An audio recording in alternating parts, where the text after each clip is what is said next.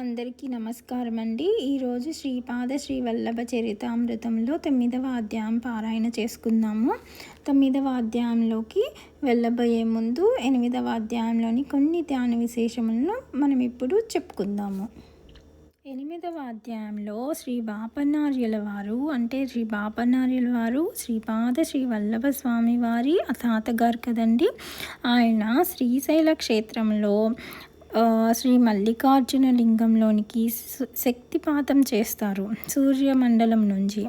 ఆ శక్తిపాతం జరిగినప్పుడు ఆ శక్తిపాతం కేవలం శ్రీశైల క్షేత్రంలోనే కాదు, ఇంకా కొన్ని దివ్య స్థలముల్లోనికి ఆ శక్తిపాతం జరిగినదని, ఆ శక్తిపాతము ఇక్కడ శ్రీ పీఠికాపురంలో కుక్కటేశ్వర ఆలయంలో ఉన్న శ్రీ దత్తుల్లోనికి కూడా జరిగినది. కాబట్టి అన్న సంతర్పణ చేయాలి అని ఆయన అంతర్జ్ఞానము, అంటే ఆయన ధ్యాన శక్తితో కలిగిన అంతర్జ్ఞానము ద్వారా కేవలం యోగులు మాత్రమే గ్రహించగలిగే ఆ శక్తి ద్వారా ఆయన తెలుసుకొని బ్రాహ్మణులందరికీ అక్కడ ఈ విషయం గురించి శక్తిపాతం జరిగింది, మనకి ఇక్కడ అన్నదానం జరగాలి అని చెప్తారు. ఆయన సూర్యమండలం నుంచి శక్తిపాతం శ్రీశైల క్షేత్రంలో ప్రత్యక్షంగా జరిగింది మాస్టర్స్. కానీ ఈ దివ్య స్థలములలో ఇంకా కొన్ని పుణ్యక్షేత్రముల్లో శక్తిపాతము అంతర్ముఖంగా, అంటే కంటికి కనిపించకుండా జరిగింది. అది కేవలము ధ్యానంలో ఎంతో గొప్ప స్థితిలో ఉన్న వారికి మాత్రమే తెలుస్తుంది. అంతటి గొప్ప వ్యక్తి శ్రీ బాపన్నార్యుల వారు. ఇది మాస్టర్స్, ఆయన ఎంతో ధ్యానం శక్తి కలిగిన ఒక గొప్ప యోగి అని చెప్పుకోవచ్చు. ఇప్పుడు మనం 9వ అధ్యాయంలోనికి వెళ్దాం మాస్టర్స్. అయితే మనకి 8వ అధ్యాయంలో కర్మ అంటే ఏంటి, మనం ఎప్పుడూ ధ్యానం చేస్తూ జ్ఞానాన్ని పొందుతూ సత్కర్మలు చేస్తూ మంచిగా జీవించాలి అని చెప్పి చాలా గొప్పగా వివరించారు మాస్టర్స్. ఈ అధ్యాయాన్ని చక్కగా జాగ్రత్తగా కనుక అర్థం చేసుకున్నామంటే మనకి ధ్యానంతో జ్ఞానం ఎలా పొందవచ్చు, ఈ కర్మ చక్రం ఏంటి, ఏ విధంగా మనం కర్మచక్రం నుంచి బయటపడగలము, అవన్నీ కూడా అద్భుతంగా వివరించారు మాస్టర్స్. దయచేసి చక్కగా అందరూ విని మంచిగా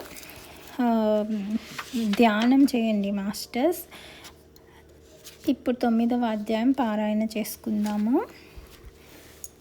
అధ్యాయము 9 కర్మఫల మీమాంస. ఆనాడు గురువారం, సూర్యోదయ సమయం. గురుహోర నడుస్తున్నది. శ్రీ తిరుమల దాసును నేనును ధ్యానస్థులమై ఒకే గదిలో ఉన్నాము. సన్నటి సూర్యకాంతి కిరణ రూపంలో మా గదిలోనికి ప్రవేశించినది. ఆశ్చర్యంలోకెల్లా ఆశ్చర్యం. ఆ సన్నటి సూర్యకిరణమందు శ్రీపాద శ్రీ వల్లభుల వారి రూపాన్ని ఇద్దరమూ చూసినాము. సూర్యకాంతి మా గదిలోనికి ప్రసరించగానే మేము ధ్యానము నుండి ప్రకృతిస్థులమైనాము. పరమ పూజనీయము అత్యంత మంగళప్రదమును అయిన శ్రీపాద శ్రీ వల్లభుల వారి 16 సంవత్సరముల వయసులో ఉన్న రూపమును దర్శించగలుగుట నిస్సంశయముగా పరమప్రభువుల అవ్యాజ కారుణ్యము చేత మాత్రమే. క్షణకాలము దర్శనమిచ్చి ఆ దివ్య మంగళ రూపము కనుమరుగైనది. శ్రీ ప్రభువుల వారికి నైవేద్యముగా ఉంచిన శనగలు మాత్రము ఆ కిరణ ప్రసారముచే లోహఖండములుగా మారిపోయినవి. ఇది ఆశ్చర్యకరమును బాధాకరముగాను కూడా ఉన్నది. శ్రీ ప్రభువుల వారి దర్శనము వారి అనుగ్రహ సూచకమనుకునిన శనగలు లోహఖండములుగా మారుట వారి ఆగ్రహ సూచకమా అని మనసులో మదనపడసాగితిని. లోహఖండములు అనగా ఇనప ముక్కలు, అలా మెటల్ వస్తువుగా మారిపోయింది అని మాస్టర్స్. లోహఖండములు అంటే అది. అందుకని ఆగ్రహం అంటే కోపం వచ్చిందా స్వామికి అని భయపడ్డారంట.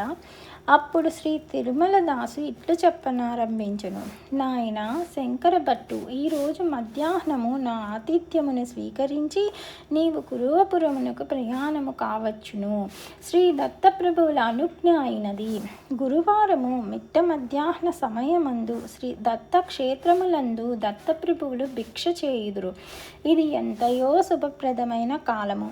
అంతటా నేనిట్లంటిని, అయ్యా, ప్రతిరోజు శ్రీ దత్తప్రభుని స్మరణతోనూ దత్త కథా ప్రసంగములతోనూ గడుపుచుంటిని. ఈ రోజున నైవేద్యము కొరకు ఉంచిన శనగలు లోహఖండములుగా మారుట బాధాకరముగానున్నది. నా సంశయములను బాపి కృతార్థుని చేయ ప్రార్థన. శ్రీ తిరుమల దాసి ఇట్లు చెప్పదొడంగెను. నాయన, కొన్ని శతాబ్దముల తరువాత కలియుగము ముదిరిన తరువాత నాస్తికత్వము ప్రబలును.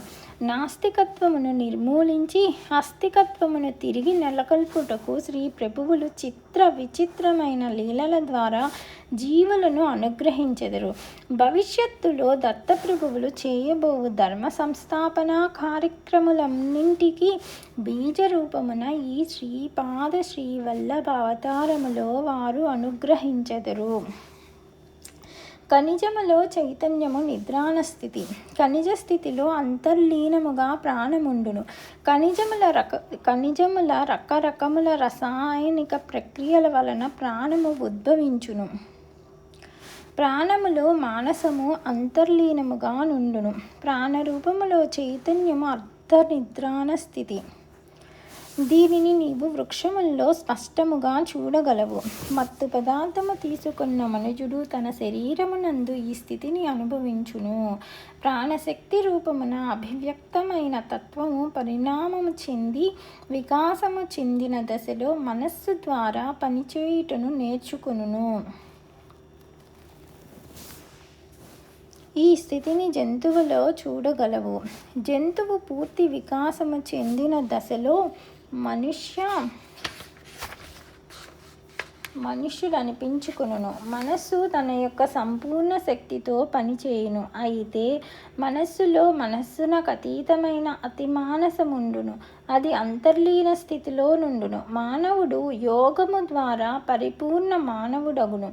అతడు మూలాధారమున పడి ఉన్న చైతన్యమును సహస్రారము వరకు కొంపోయి సవికల్ప నిర్వికల్ప స్థితులను కూడా పొందగలిగి పరంజ్యోతి స్వరూపుడైన శ్రీ గురునితో తాదాత్మ్య స్థితిని అనుభవించుచుండును. ఆ స్థితిలో అనిర్వచనీయమైన ఆనందమును పొందుచుండును. అయితే అతడు మహాసంకల్పములను అనుసరించి నడుచుకొనును. అందువలన అతనికి కర్మబంధములు అంటవు. ఆ మహాసంకల్ప స్వరూపము మాత్రము అచింత్యము, ఊహాతీతము, మహాప్రచండమైన వేగము కలది. అతిమానసము కేవలము శ్రీ ప్రభువుల వారిది. ప్రతిక్షణము కోట్ల కొలది ప్రార్థనలను శ్రీ ప్రభువులు స్వీకరించెదరు. ధర్మబద్ధమైన ప్రతి ప్రార్థనకు వారు ఉత్తరమిచ్చెదరు. బాధ నివారణ చేసెదరు. ధర్మబద్ధమైన ప్రతి కోరికను సఫలము చేసెదరు. మానవుని మానసము యొక్క వేగము తాబేటి వేగమైన వారి అతిమానసము యొక్క వేగము మహాప్రచండము, ఊహాతీత వేగము అయినది. కాంతి స్వరూపము వేగము కూడా వారి అతిమానస వేగమునకు సరికాదు. మానవుడు కానీ మరి ప్రాణి కానీ చేయు ఏ చిన్న ప్రార్థన అయినను అసంఖ్యాకములైన వారి తేజపుంజములను చేరి తీరవలసినదే. సమస్త దృశ్యాదృశ్య శక్తులకును వారే ఆధారము. వారి లోకమునందుండు ప్రకాశము వారి తేజోమయ శరీరము నుండి వెలువడే కిరణపుంజమే కానీ వేరు కాదు. అది కోటి కోటి సూర్యప్రకాశము. అనేక కోటి బ్రహ్మాండముల వెలుగుచున్న కోటాను కోట్ల గ్రహ నక్షత్రాదుల సమూహము యొక్క సంయుక్త ప్రకాశము కూడా వారి తేజస్సునందు సూర్యుని ముందు దివిటీవలె నుండును. నాయన, ఇదే శ్రీపాద శ్రీ ప్రభువుల వారి అసలు సిసలు తత్వము.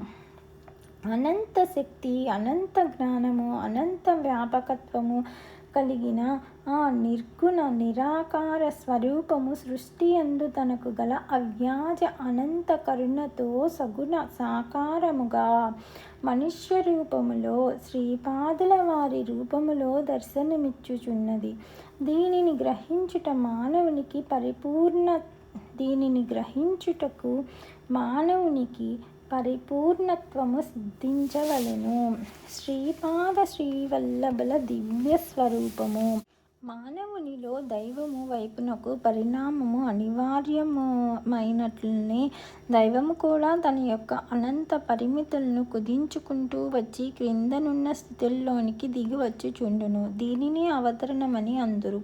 ఇది నిరంతరముగా జరుగు ఒకానొక యోగ ప్రక్రియ. సత్యము ఒక్కసారి సృష్టిలో ప్రతిష్ఠింపబడిన ఎడల అది స్వతసిద్ధముగా ప్రయత్నరహితముగా పనిచేయుచుండును. సత్య జ్ఞానానంత స్వరూపులైన శ్రీపాదులు అనేక దివ్య సత్యములను సృష్టిలో ప్రతిష్ఠించ సంకల్పముతో వచ్చిన దివ్య భవ్య అవతారము. వారు సాక్షాత్తు దత్తప్రభువులు. అంతట నేనిట్లంటిని, అయ్యా, మీతో మాట్లాడుకొలది ఎన్నో కొత్త కొత్త సంగతులు తెలియచున్నవి.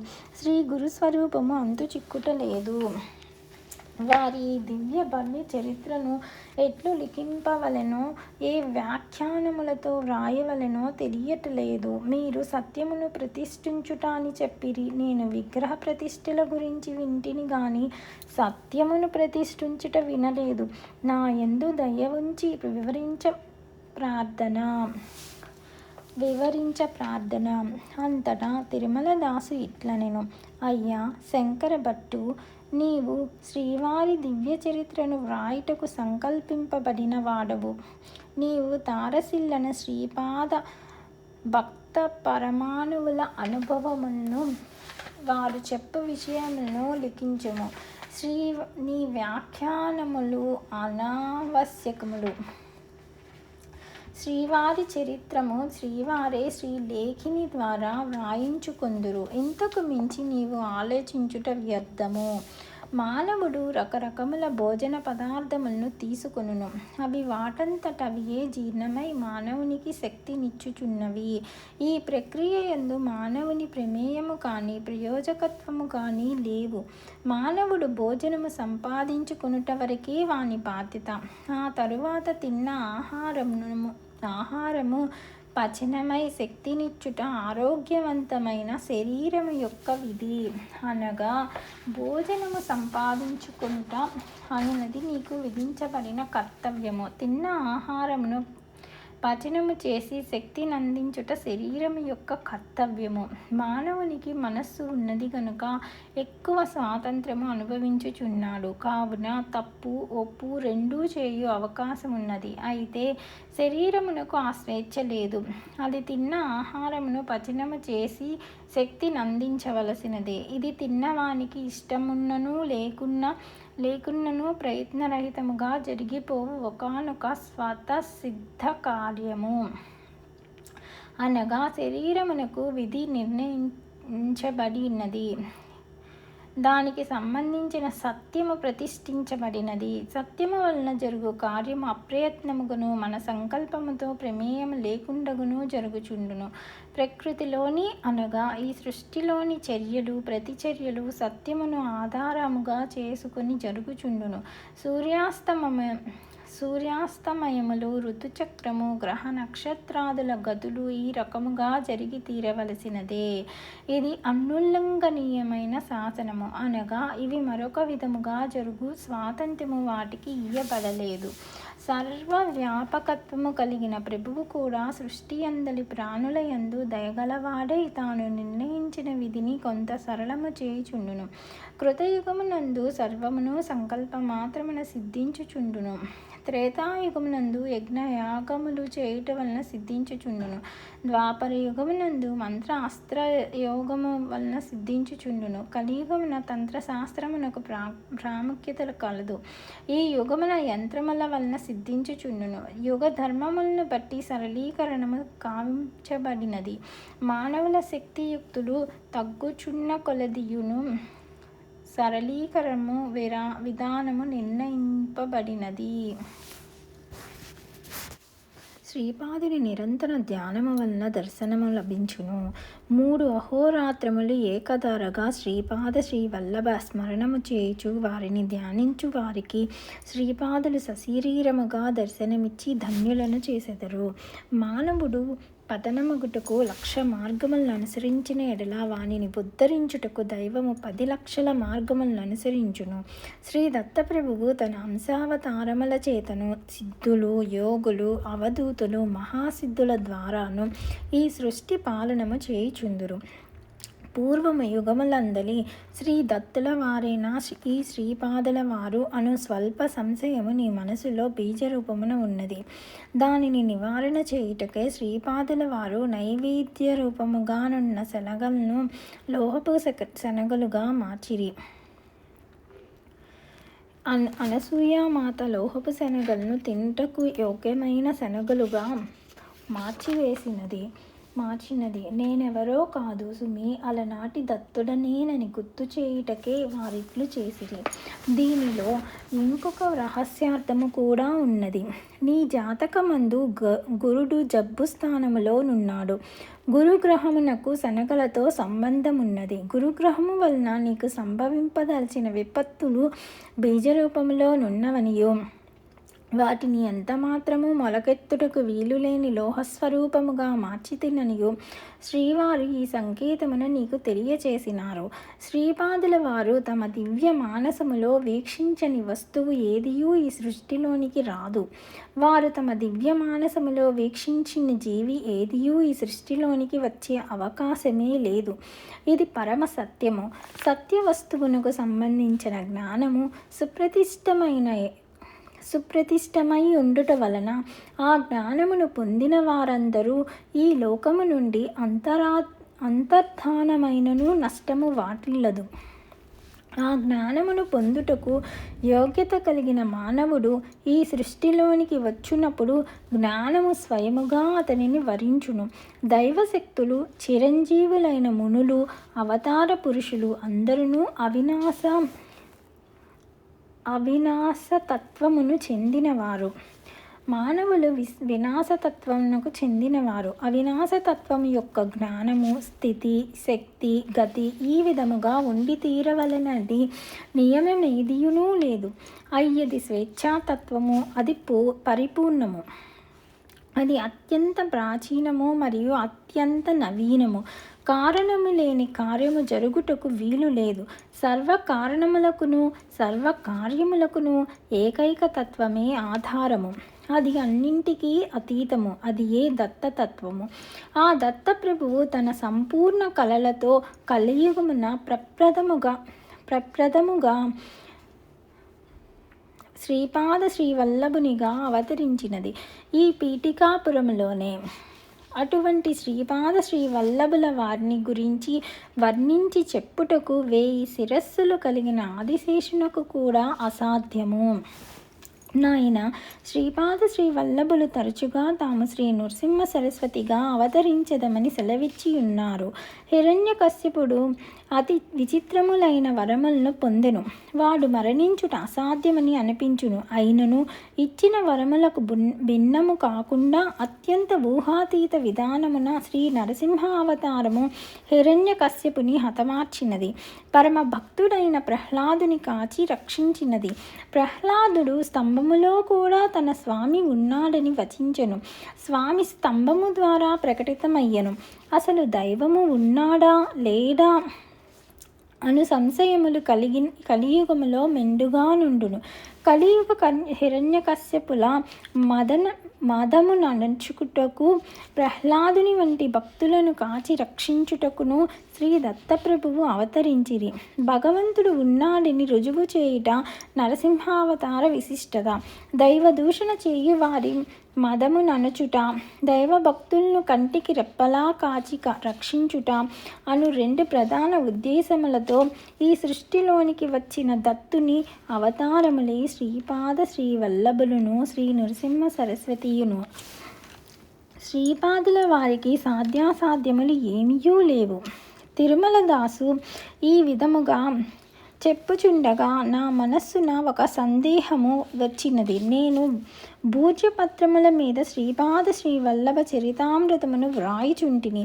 భవిష్యత్తులోని జనులు ఎటువంటి పత్రముల మీద వాటిని వ్రాయుదురో గదా. శాలివాహన శకములో ప్రస్తుతము వ్యవహారము జరుగుచున్నది. భవిష్యత్తులో హోన శకము ప్రాచుర్యము వహించునని శ్రీపాదుల వారు సెలవిచ్చిరట. అసలు శ్రీకృష్ణ నిర్యాణము ఎప్పుడు జరిగినది? ఈ కలియుగము ఏ రోజున ఎన్ని విఘటికలకు ఆరంభమైనది? భవిష్యత్తులోని జనులు వ్యవహరించు కాలగణనము ప్రకారము భవిష్యత్తులో వారు ఉపయోగించు పత్రము మీద శ్రీపాదుల వారు ఈ విషయములను వ్రాసి ఇచ్చిన నేను శ్రీపాద శ్రీవల్లభులను కేవల దత్తావతారముగా నమ్మెదును. నాలోని ఈ సందేహములను తిరుమల దాసునకు చెప్పకుండా నేను మధ్యలో వారు చెప్పుదాన్ని ఆలకించు భంగిమలను కనబరుచుచు చిరునవ్వును నవ్వుచు ఆ లోహపు శనగల వైపు చూచుచుంటిని. ఇంతలో తిరుమల దాసు గొంతుక బొంగురు పోయెను. మాట్లాడుటకు శక్తి లేకపోయెను. శ్రీపాదుల వారి చరిత్రమును ఆలకించుచున్న నేను వినలేనంత భయంకరమైన ధ్వనిని వింటిని. ఆ భయంకర ధ్వనిని విన్న తరువాత నాకు ఏ శబ్దములను వినలేనంతటి బ్రహ్మ చెముడు సంప్రాప్తించినది. ఆహా, క్షణములో నేను చెవిటివాడుగను, తిరుమలదాసు మూగవాడుగాను మారిపోయితిమి. తిరుమలదాసు ఏదో చెప్పుటకు ప్రయత్నించుచున్నను మాట వచ్చుటలేదు. నేను వినదలుచుకున్నను ఎంతటి చిన్న ధ్వని కూడా వినిపించుటలేదు. అప్పుడు నేనిట్లు నా మనసులో చింతించితిని. రాకూడని సంశయము నాకు వచ్చినది. పర్యవసానముగా చెముడు ప్రాప్తించినది. కొంపతీసి ఇది నాకు శాశ్వతముగా వచ్చిన భద్రత్వము గాని కాదు గదా. హతవిధి, ఇప్పుడేమి చేయవలను? ప్రసాదముగా ఉంచబడిన లోహపు ఖండములుగా మారిన శనగలు. శ్రీపాదరాజం శరణం ప్రపత్తి అను ఆకారములో నిల్చుట. ఇంతలో నైవేద్యము కొరకు ఉంచబడిన లోహఖండములుగా మారిపోయిన శనగలు ఆంధ్ర భాషలో శ్రీపాదరాజం శరణం ప్రపద్యే అను ఆకారములో నిలిచినవి. వాటిపైన తెల్లటి చిన్న పత్రము కానవచ్చును. మేము చూచుచుండగానే అది పెద్దదగుచుండెను. అది దీర్ఘ చతురస్రాకారముగా తయారయ్యెను. భూజ్యపత్రము కంటే చాలా చాలా తక్కువ మందము కలిగి ఉండెను. అది ముట్టుకొనినప్పుడు మృదువుగా నుండెను. నలుపు రంగు కలిగిన వర్ణములు అత్యంత సుందరముగా లిఖింపబడుచుండెను. అవి ఈ రకముగా లిఖింపబడును.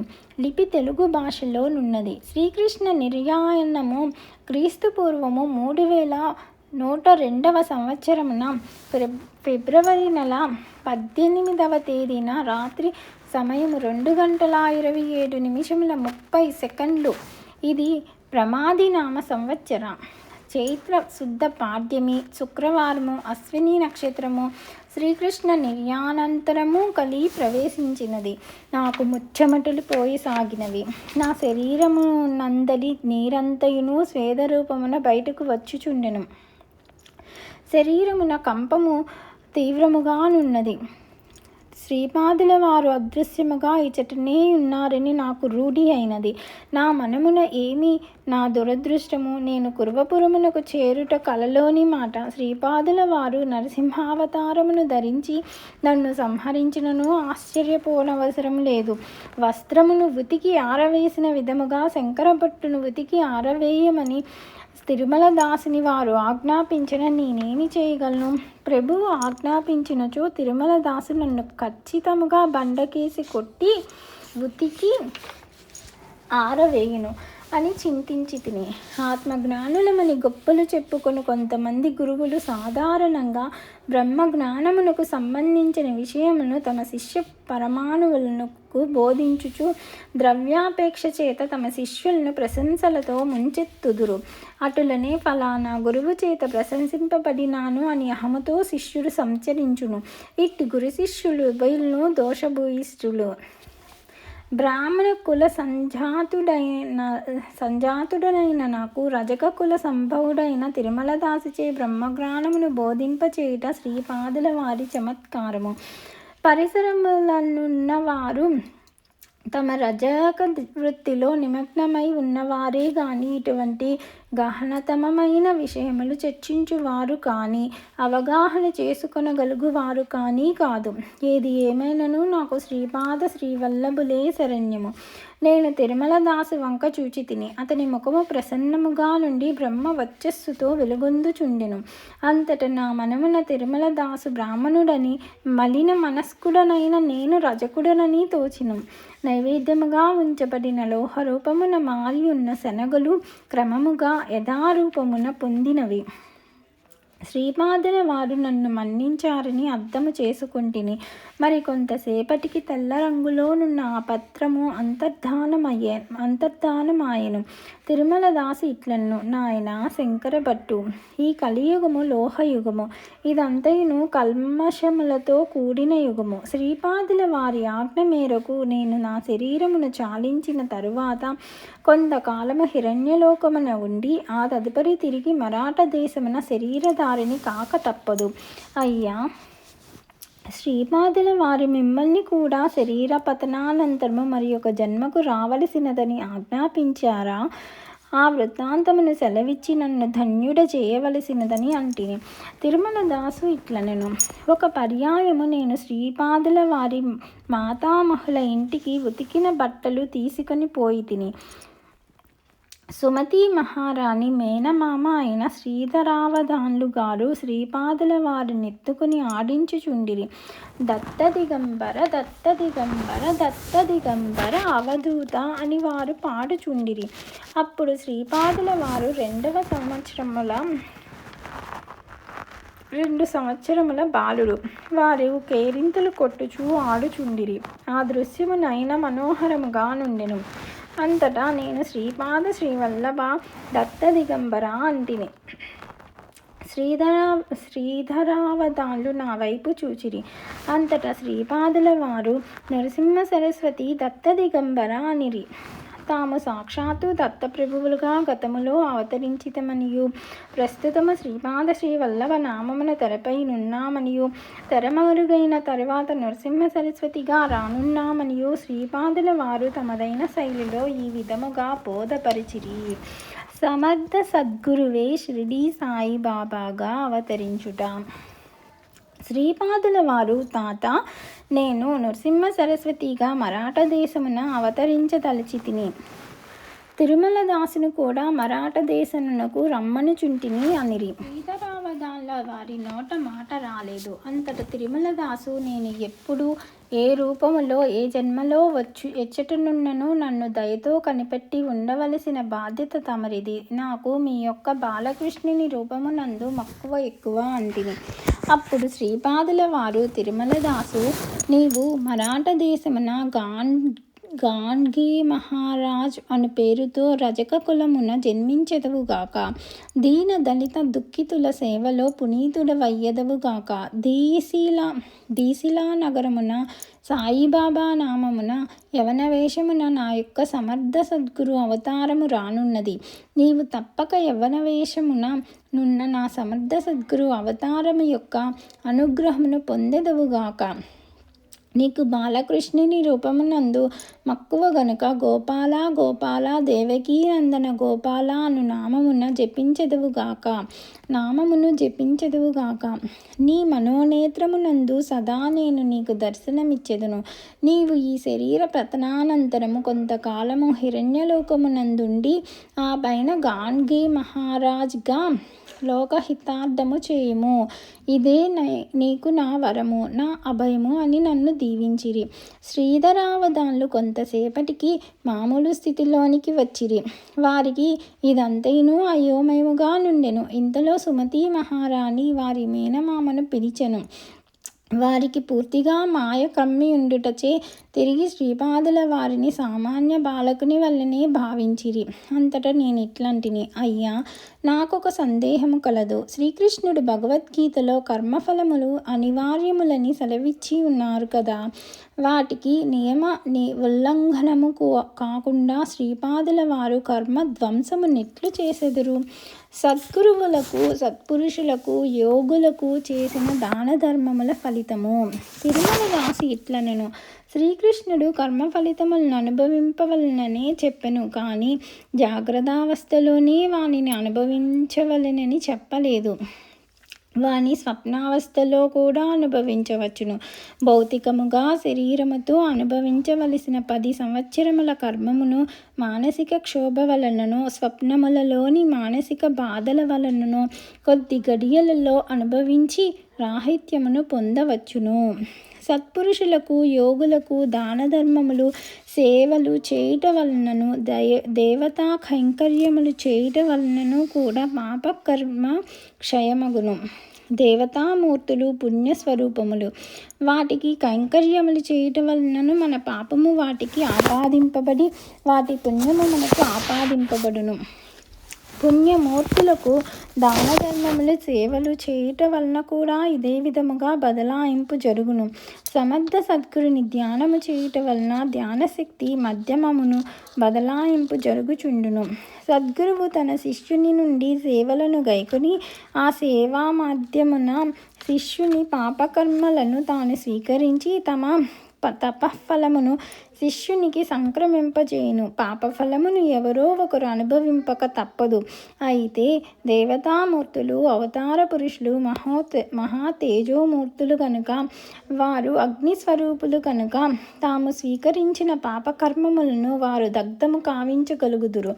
వారికి మనము పత్ర, ఫల, పుష్పాదులు సమర్పించినా కూడా మన పాపకర్మములు వారి పుణ్యరాశి పరస్పరము బదలాయింపు జరుగుచుండును. మన ఆర్తి, భక్తి, శరణాగతి ఎంత తీవ్రముగా నుండినా ఈ బదలాయింపు కూడా అంత తీవ్రస్థాయిలో జరుగుచుండును. ఒక్కొక్క పర్యాయము తన ఆశ్రితుల పాపకర్మములను నిర్జీవ పదార్థములైన రాళ్ళు, రప్పలు మొదలగు వానికి శ్రీపాదుల వారు బదలాయించుచుందురు. ఆ రాళ్ళు, రప్పలను కొట్టుట ద్వారాను రకరకముల చిత్ర మార్గముల ద్వారాను వారు ఆ కర్మఫలమును ధ్వంసము చేయుచుందురు. దీనికి నీకు ఒక చిన్న దృష్టాంతమును చెప్పెదను, శ్రద్ధగా వినుము. శ్రీపాదుల వారు పుట్టినప్పటి నుండి వారికి పాల సమస్య ఉండేది. సుమతి మహారాణికి తన బిడ్డకు కావలసినంత క్షీరధారలు లేకుండెను. వారి ఇంట ఒక ఆవు ఉండేది. వారింటనున్న కాలాగ్ని సమన దత్తునకు నైవేద్యముగా పెట్టుటకు స్వల్ప క్షీరము మాత్రమే అవసరమగుచుండేది. ఆవు కేవలము ఆ స్వల్ప క్షీరమును మాత్రమే ఇచ్చుచు గోవత్సమునకు మాత్రము సంపూర్తిగా క్షీరమునిచ్చుచుండెను. అది ఒక వింత ప్రవృత్తిగా నుండెను. కాలాగ్ని సమన దత్తునికి నైవేద్యముగా నుంచిన ఆ స్వల్ప క్షీరమును ఒక్కొక్క పరి శ్రీపాదుల వారు నైవేద్యమునకు ముందే రహస్యముగా పూజామందిరమున చొరబడి త్రాగడివారు. అట్టి దినమున శ్రీ అప్పల రాజశర్మ గారు దత్తప్రభువునకు బెల్లం ముక్క నైవేద్యమునిడి నిరాహారముగా నుండెడివారు. భర్త నిరాహారముగా నున్న రోజున సుమతి మహారాణి కూడా నిరాహారముగా నుండెడిది. ఒకవేళ నైవేద్యము పర్యంతము వరకు ఆగిన ఎడల శ్రీపాదుల వారే ఆ క్షీరమును తాగడివారు. తమ వంశములోని ఇంతటి అపూర్వ దివ్య శిశువునకు చాలినంత క్షీరమును కూడా ఇవ్వలేని స్థితిలో నున్నందున తల్లిదండ్రులు ఎంతయో విచారించడివారు. సమృద్ధిగా క్షీరమును ఇవ్వగల ఆవును శ్రీ అప్పలరాజు శర్మ గారికి ఇవ్వవలనని పైండా వెంకటప్పయ్య శ్రేష్ఠియు, నరసింహవర్మయు అనేక ప్రయత్నములు చేసిరి. కానీ అవి అన్నియును వ్యర్థమాయెను. అప్పలరాజు శర్మ ఎట్టి పరిస్థితుల్లోనూ దానమును స్వీకరించడు. అది ఆయన వ్రతము. దాన స్వీకరణము వలన పాపము చుట్టుకొనునని వారి అభిప్రాయము. వారు వేద పండితులు గనుక వేద సభలేమైనా జరిగినచో వేద సంభావనను మాత్రమే స్వీకరించడి వారు. వారికి పౌరోహిత్యము వలన రాబడి కూడా తక్కువ. వారు కేవలము పైండా వెంకటప్పయ్య శ్రేష్ఠి గారికిని నరసింహవర్మ గారికిని మాత్రమే పౌరోహిత్యము చేసేడివారు. వారిరువురు సామాన్యముగా పురోహితులకు ఇచ్చు ద్రవ్యము కంటే ఎక్కువగా ఇచ్చడి సాహసము చేసిన అప్పలరాజు శర్మ గారు కోపగించుకునివారు. అప్పలరాజు శర్మ గారు తమ మామగారైన సత్య ఋషీశ్వరుల నుండి కూడా ఏమీనూ స్వీకరించడి వారు కారు. కార్తీక పౌర్ణమి నాడు సుమతీ మహారాణి పుట్టినరోజు. ఆ రోజు మాత్రము బాపనార్యుల ఇంట భోజనము చేసేటివారు. అట్లే తమ జన్మదినమైన వైశాఖ శుద్ధ తదియ రోజున మామగారింట భోజనము చేసేటివారు. కాలక్రమమున శ్రీపాద జయంతి అయిన గణేష చతుర్థి నాడు కూడా బాపనార్యుల ఇంట భోజనము చేసేటివారు.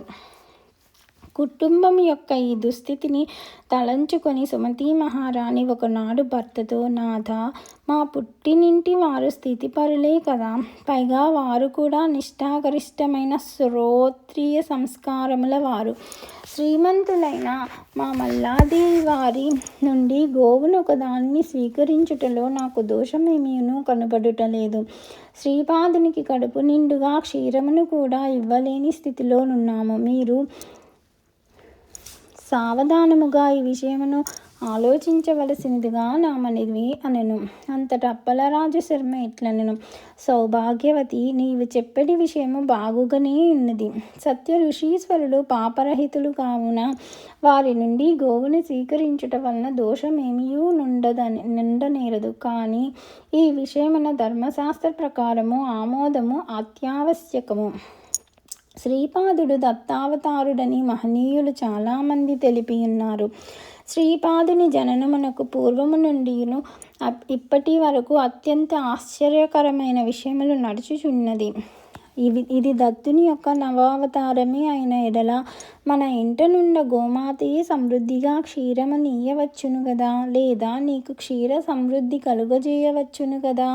అదేనూ కాక పెద్దవాడైన శ్రీధర రాజశర్మ అంధుడిగాను, చిన్నవాడైన రామరాజశర్మ కుంటివాడుగాను ఉన్నారే. శ్రీపాదుడు వారిద్దరును అంగవైకల్యము నుండి విముక్తులుగా చేయవచ్చును కదా. నీవు ఈ విషయము మీ నాయనతో చర్చింపుము, లేదా శ్రీపాదునే అడుగుము.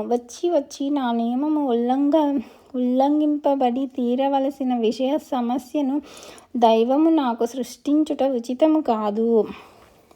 సుమతీ మహారాణి ఈ విషయమును తన తండ్రికి నివేదించెను. బాపనార్యుల మందహాసముతో ఇట్లండి, అమ్మని, ఇది అంతేనూ శ్రీపాదుని విలాసమే. శ్రీపాదుడు సమస్యలను పరిష్కరించుటలోనే కాక సమస్యలను సృష్టించుటలో కూడా నేర్పరి. శ్రీపాదుడు దత్తుడేనని నేను యోగ దృష్టితో గమనించి తిని. మన ఇంట గోసమృద్ధి ఉన్నది. గోవునిచ్చుటకు నాకు సమ్మతమే కాక మహదానందప్రదము. దత్తప్రభువునకు గోక్షీరము అత్యంత ప్రీతిపాత్రము. నీ భర్త చెప్పినట్లు ధర్మశాస్త్రము యొక్క ఆమోదము ఆవశ్యకమే. ఆహా, ఏమి విధి వైపరీత్యము! మామ నుండి సొత్తుని ఏ విధముగా చిక్కించుకోనవలెనోనని పరిపరి విధముల ప్రయత్నించు జామాతలు లోకమున లెక్కకు మిక్కుటముగానున్నారు. అయినను నా అల్లుడు మాత్రము అగ్నిహోత్రముతో సమానము. అతని నియమమును భంగపరచి యత్నించిన మనము వెర్రి వాళ్ళ మగుదుము. సృష్టి అందరి పంచభూతముల నుండి స్పష్టమైన ఆమోదము లభించిన గాని నీ భర్త ఈ గోదానమును స్వీకరింపడు. శ్రీపాదుడు తన అన్నలిద్దరిని అంగవైకల్యము నుండి విముక్తులను చేసినచో మీ కుటుంబముతో తనకున్న రుణానుబంధము తెగిపోయిను. రుణ విముక్తుడైన దత్తుడు మీ ఇంట బిడ్డగా నుండజాలుడు. జగద్గురువై లోకమునుద్ధరించుటకు బయలువెడలును.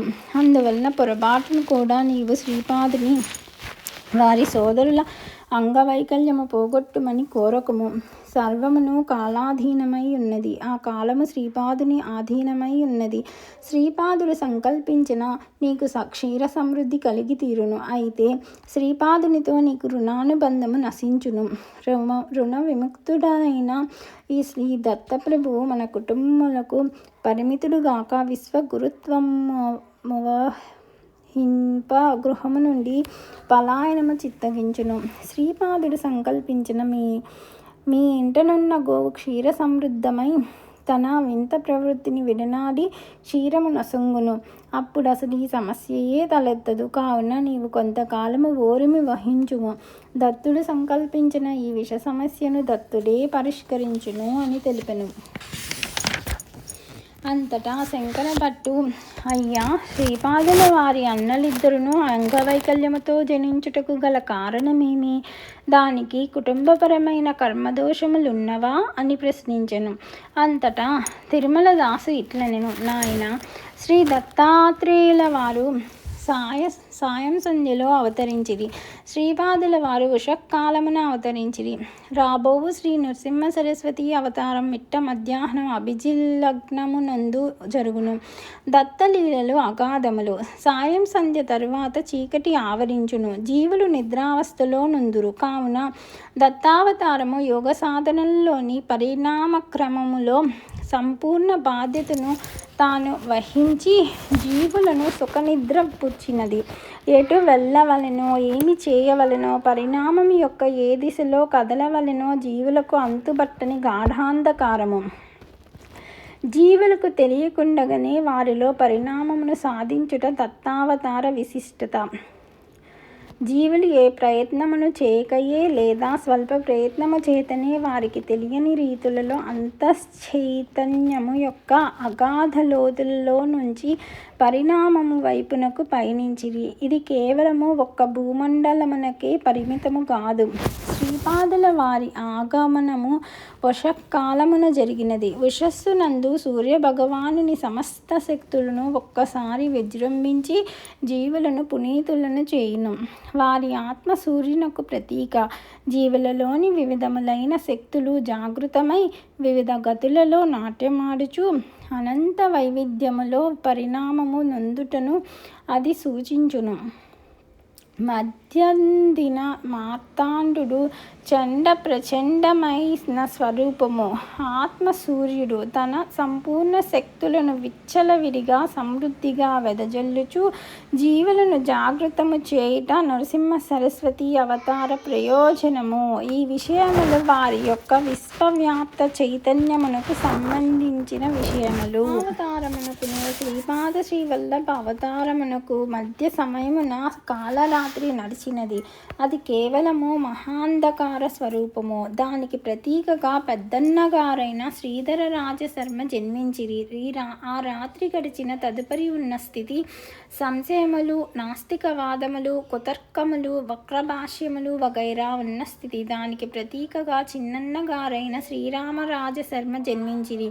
ఏ జీవి అయినను మహాంధకార సదృశమైన తపస్సును విడనాడి కుతర్కములు, శంకలు, వక్రభాష్యములు మొదలైన వాటితో కూడిన మనశ్చాంచల్య స్థితిని అధిగమించిన తదుపరి శ్రీపాద శ్రీవల్లభుల అనుగ్రహము పొందగలరు. ఇది దీనిలోని రహస్య విషయము. ఇవి జగత్తులోని జీవుల పరిణామమునకు సంబంధించిన విషయములు. కుటుంబపరమైన కర్మదోషులు కూడా కలవు. శ్రీ అప్పలరాజశర్మ గారు వెలనాటి మండలమునందలి వైదిక బ్రాహ్మణులైనను వారి కుటుంబమునకు గ్రామాధిపత్యము ఉండేది. శ్రీపాదుల వారి తాతగారు అనగా పితామహులు అయినవిల్లి గ్రామాధికారిగా నుండేటివారు. వారి కుటుంబములో గ్రామాధిపత్యము జ్యేష్ఠ కుమారునికి సంక్రమించుచుండును. శ్రీపాదుల వారి పితామహుల నామధేయము శ్రీధర రామరాజశర్మ. గ్రామాధికారము కలిగిన బ్రాహ్మణులు రాజశబ్దమును తమ నామధేయమునకు చివర కలిగి ఉండుట వారి సంప్రదాయము. బ్రాహ్మణ తత్వమును సూచించున్నది శర్మనామధేయము. గ్రామమునందు పంటలు పండినను పండకపోయినను జమీందారులకు పన్ను కట్టవలసి వచ్చేది. నిర్బంధముగా పన్ను వసూలు చేయవలసిన బాధ్యత గ్రామాధికారిపై నుండేది. అందువలన శ్రీధర రామరాజశర్మ తన ఇష్టాయిష్టములతో ప్రమేయము లేకుండా జమీందారు వారి ఆజ్ఞను అనుసరించి హింసా పద్ధతుల ద్వారా కూడా పన్ను వసూలు చేయవలసి వచ్చేది. అది వారి కర్తవ్యము, ధర్మము కూడాను. అయినను దైవము దృష్టిలో అది పాపకార్యమాయను. అప్పలరాజశర్మ జ్యేష్ఠ భ్రాతకు గ్రామాధిపత్యము సంక్రమించెను. తాతగారు చేసిన పాపకర్మముల ప్రభావము వలన శ్రీపాదుల వారి పెద్ద సోదరుడైన శ్రీధర రాజశర్మయు చిన్న సోదరుడైన రామరాజశర్మయు అంగవైకల్యముతో జన్మించిరి. శ్రీపాద శ్రీవల్లభులు సాక్షాత్తు దత్తావతారులైనను తాతగారు చేసిన స్వల్ప పాప కర్మముల ప్రభావమును తాము కూడా అనుభవింపవలసి వచ్చినది. అందుచేతనే వారికి కూడా పాల సమస్య ఏర్పడినది. విశ్వప్రభువు తాను ఏర్పరిచిన నియమము సర్వులకును వర్తింపచేయును. తాను అవతారముగా వచ్చియున్నను కూడా కర్మ ఫలితమును తాను కూడా అనుభవించుట, మనకు మార్గదర్శకత్వము వహించుటకే. శ్రీ పైండా వెంకటప్పయ్య శ్రేష్ఠియును శ్రీ వత్సవాయి నరసింహవర్మయును శ్రీపాదుల వారిని తమ సొంత మనుమని వలె భావించువారు. అందువలన వారు శ్రీపాదుల వారి పాల సమస్యను తీర్చుట ఎట్లా అని దీర్ఘముగా ఆలోచించిరి. వర్మగారు శ్రీ శ్రేష్ఠి గారిని పిలిచి, అయ్యా, దీనికి సరి అయిన ఉపాయము మీరే చేయవలెనని చెప్పిరి. శ్రీ నరసింహవర్మ గారి వద్ద గాయత్రి అని పేరుగాంచిన గోమాత యొక్క సంతతి కలదు. దానికి సర్వ శుభలక్షణములున్న ఒక గోవును వర్మగారి నుంచి శ్రేష్ఠి గారు క్రమ పొందినారు.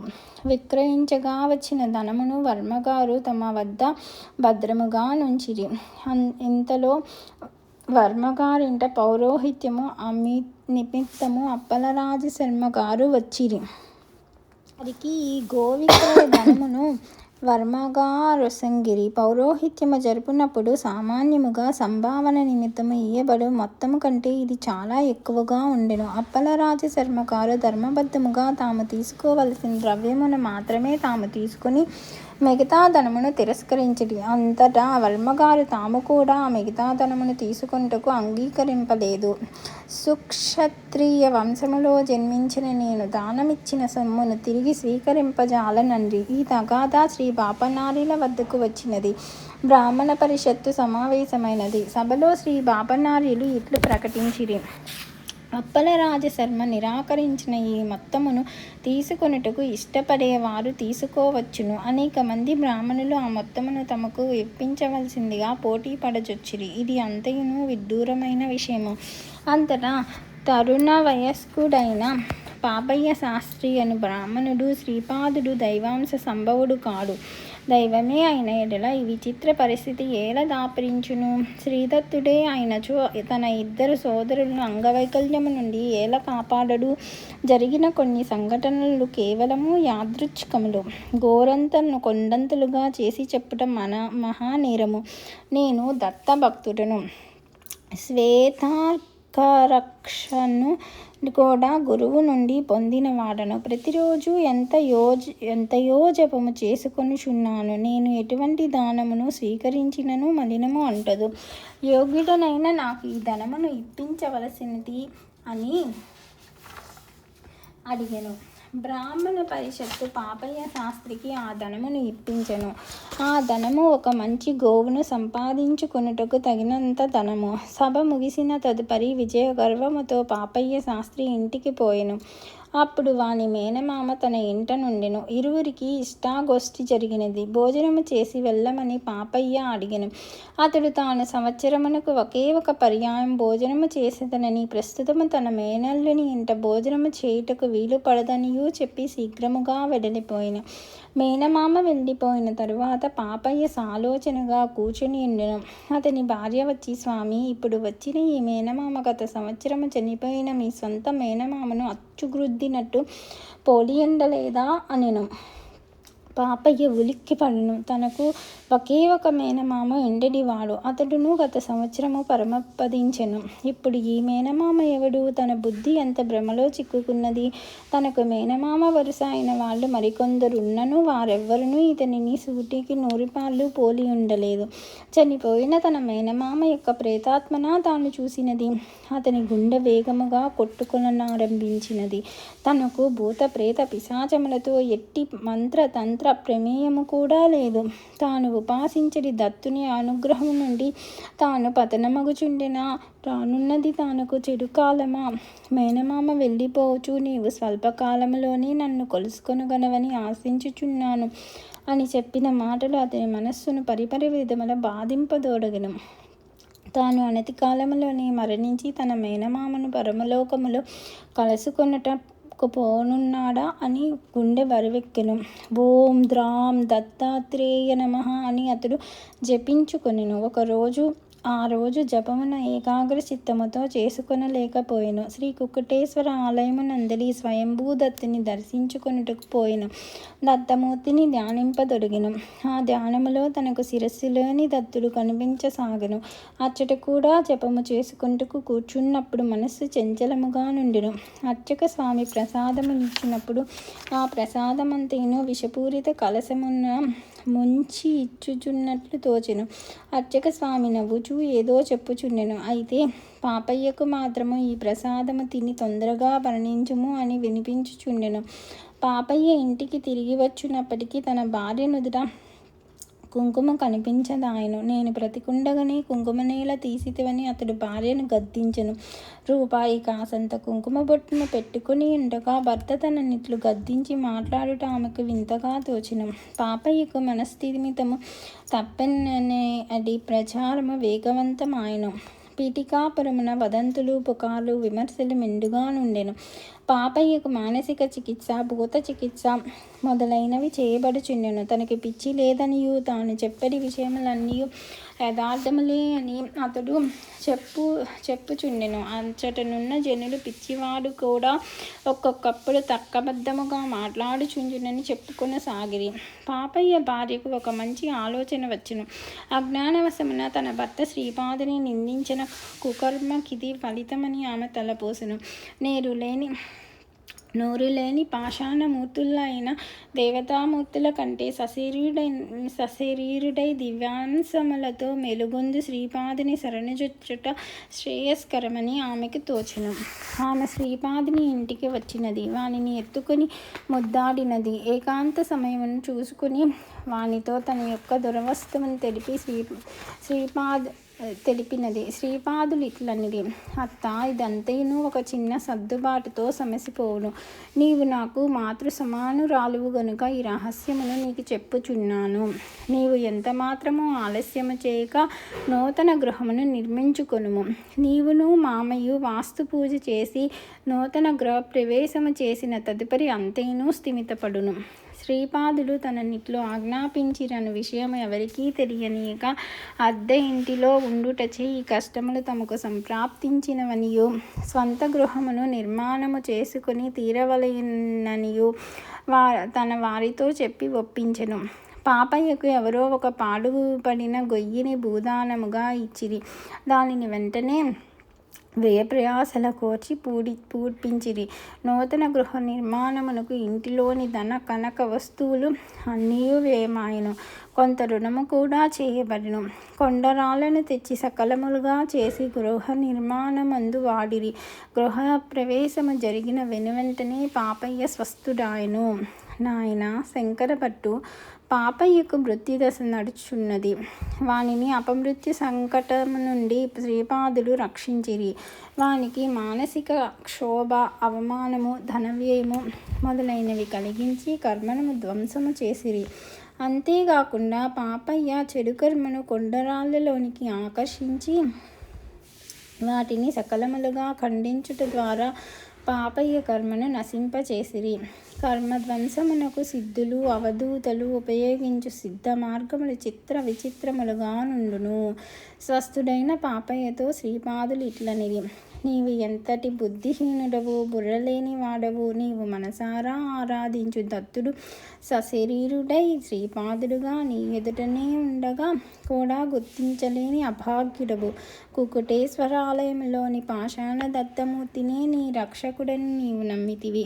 దత్తుడనైన నేను నీ పాపకర్మల సంచయము కొండరాళ్లకు ఆకర్షించి వాటిని ఖండములుగా చేయించి నీ కర్మను క్షయింపచేసి నీకు నూతన గృహమును కూడా ప్రసాదించి తిని. నీవు సశరీరుడైయున్న ఈ దత్తునియందు విశ్వాసముంచిన ఎడల నీ సంస్కారములన్నింటినీ నా శరీరముపైకి ఆకర్షించి నీకు కర్మక్షేమ చేసి రక్షించడి వాడను. భక్తుని యొక్క భావనను బట్టి దైవము అనుగ్రహించు ఫలములుండును.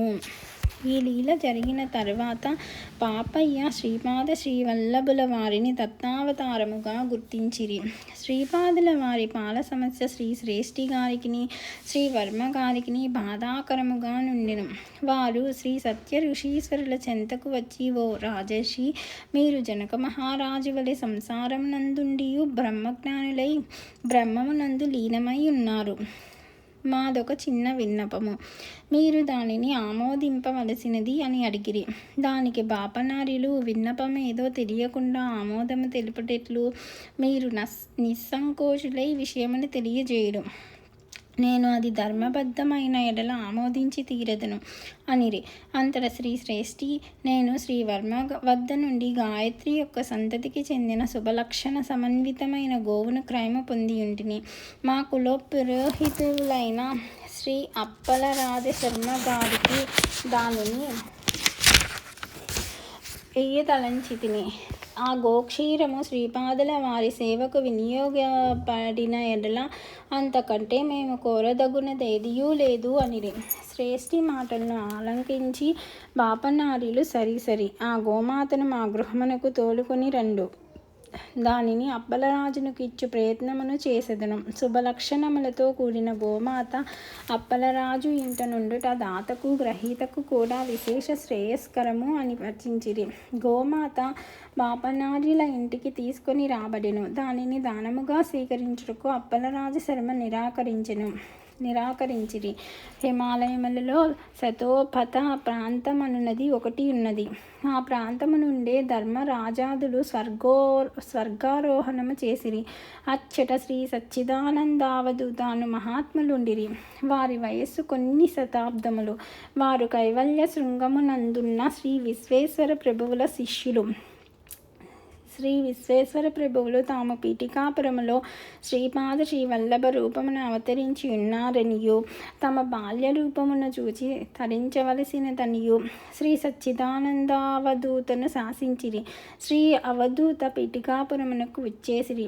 శ్రీ బాపనార్యులు వారిని ఆదరముతో స్వాగతించిరి.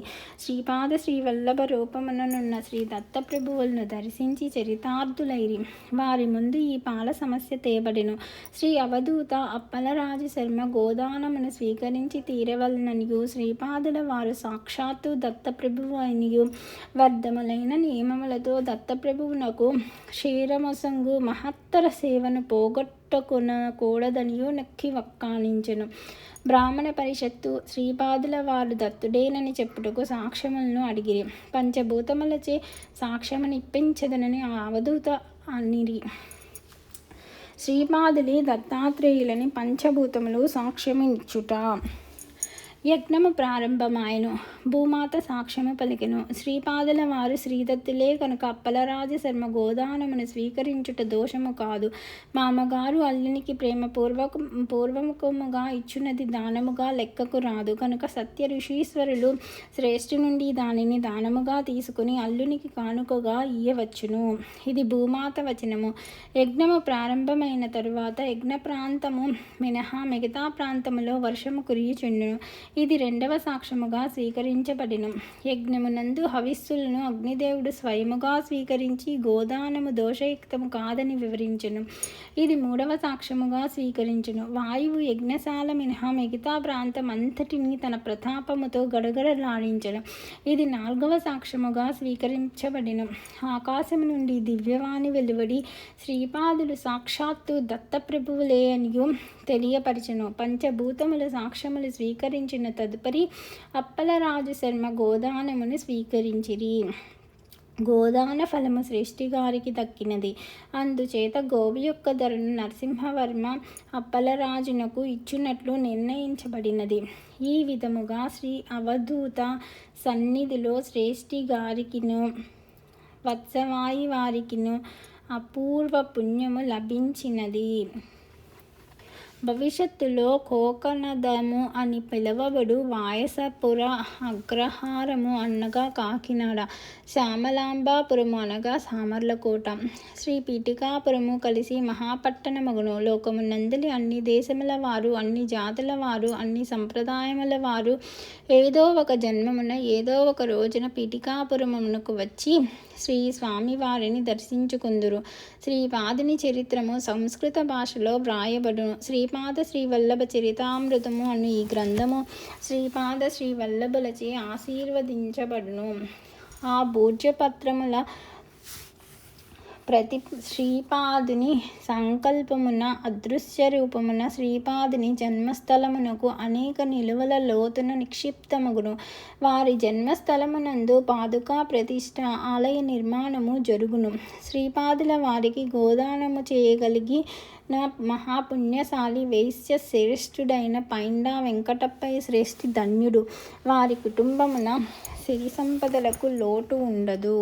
వారు హిరణ్యలోకమునందు కొంతకాలం ఉండిన తరువాత మరాఠ దేశమున మహాదైశ్వర్యవంతులైన వైశ్య కుటుంబమునందు జన్మించి శ్రీ నృసింహ సరస్వతి అవతారమును కూడా దర్శించగలరు. నాయనా శంకరభట్టు, ఈ గోదాన సత్యది విశేష శుభప్రదము. నీవు కురువపురమునకు ప్రయాణము కావచ్చును. నిన్ను శ్రీపాద శ్రీవల్లభులు సదా రక్షించెదరుగాక. శ్రీపాద శ్రీవల్లభులకు జయము జయము. అధ్యాయము 9 సమాప్తము.